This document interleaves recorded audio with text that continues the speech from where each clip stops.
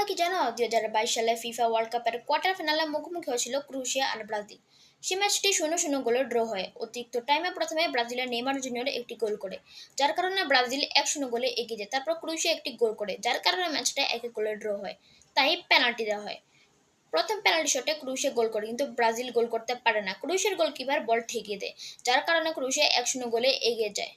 দ্বিতীয় পেনাল্টি শটে দুই দলই গোল করে, তবুও ক্রোয়েশিয়া তখন 2-1 গোলে এগিয়ে ছিল। তৃতীয় পেনাল্টি শটেও দুই দলই গোল করে, তবুও ক্রোয়েশিয়া তখনও 3-2 গোলে এগিয়ে ছিল। চতুর্থ পেনাল্টি শটে ক্রোয়েশিয়া গোল করতে পারে।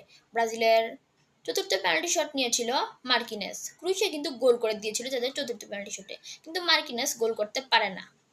মার্কিনেসের শটটি এমনভাবে নিয়েছিল মার্কিনেস, যার কারণে বল গোলকির বারে লেগে গিয়েছিল। আর তাই ব্রাজিল 2022 সালে ফিফা ওয়ার্ল্ড কাপ থেকে বাদ পড়ে যায়। আর ক্রোয়েশিয়া 4 গোলে ব্রাজিলকে হারিয়ে দেয় পেনাল্টিতে। আর ক্রোয়েশিয়া সেমিফাইনালে উঠে যায়। তো তোমরা যারা ক্রোয়েশিয়ান ফ্যান আছো তারা লাইক করো, সাবস্ক্রাইব করো আর কমেন্টে অবশ্যই ক্রোয়েশিয়া লিখে যাবে।